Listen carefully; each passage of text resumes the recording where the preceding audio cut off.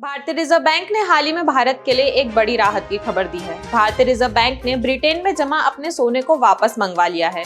वर्ष 1991 में भारत ने बढ़त वित्तीय संकट को टालने के लिए ब्रिटेन में सोना गिरवी रखा था, लेकिन बाद में आरबीआई ने सारे कर्ज चुका दिए थे।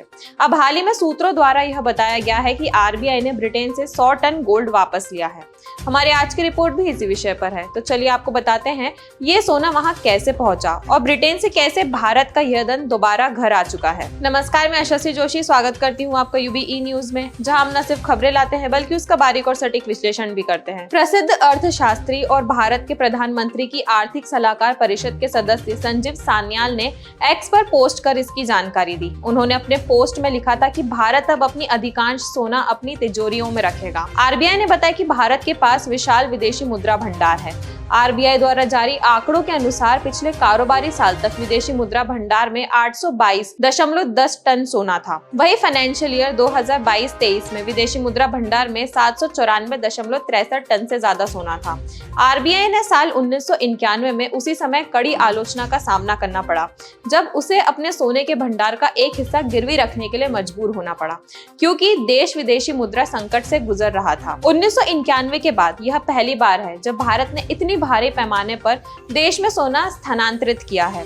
उस वक्त आरबीआई ने बैंक ऑफ इंग्लैंड और बैंक फॉर जापान के पास 46.91 टन सोना गिरवी रखा था, ताकि वह $400 मिलियन इकट्ठा कर पाए। बैंकिंग विभाग की संपत्ति के रूप में रखे गए सोने का मूल्य 31 मार्च 2023 तक 2,30,733.95 करोड़ रुपए से 19.6% बढ़कर 31 मार्च 2024 तक 2,74,714.27 करोड़ रुपए हो गया। हर साल सोने की कीमतों में तेजी देखने को मिली है।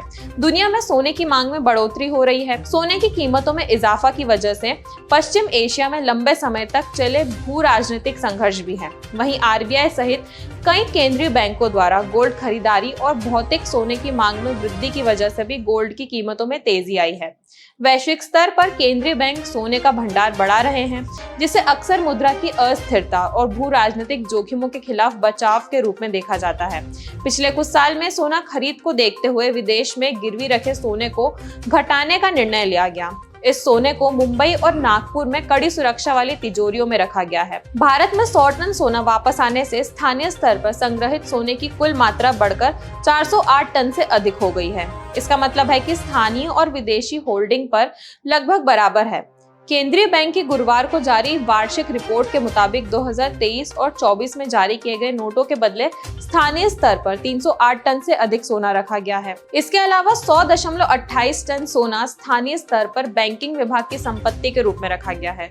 कुल स्वर्ण भंडार में से 413.79 टन सोना विदेशों में रखा गया है। सूत्रों के अनुसार पिछले कुछ साल में सोना खरीद को देखते हुए विदेशों में गिरवी रखे सोने को घटाने का निर्णय लिया गया, जो मानक समीक्षा प्रक्रियाओं का हिस्सा है। वर्ष 2009 में भारत ने इंटरनेशनल मॉनिटरी फंड यानी IMF से 200 टन सोना खरीदा था। इसके बाद से वह अपने विदेशी मुद्रा परिसंपत्ति विविधीकरण प्रयासों के तहत सेकेंडरी मार्केट से पीली धातु खरीद रहा है।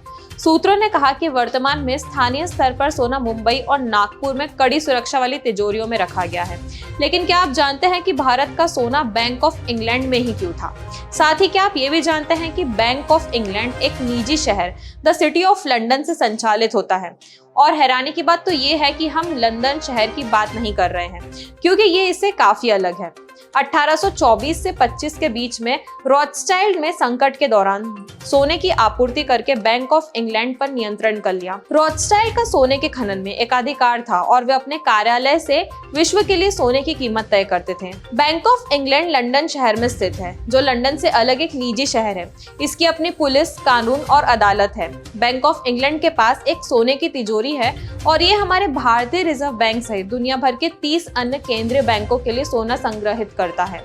एल्फ्रेड डी रॉथस्चाइल्ड ने बैंक ऑफ इंग्लैंड की तरह ही भारत के लिए गोल्ड स्टैंडर्ड द्वारा समर्पित एक केंद्रीय बैंक की योजना बनाई। इंपीरियल बैंक ऑफ इंडिया की स्थापना 1921 में रॉथस्चाइल्ड की योजना के अनुसार और जॉन मेनार्ड किन्स की पुस्तक से प्रेरित होकर की गई थी।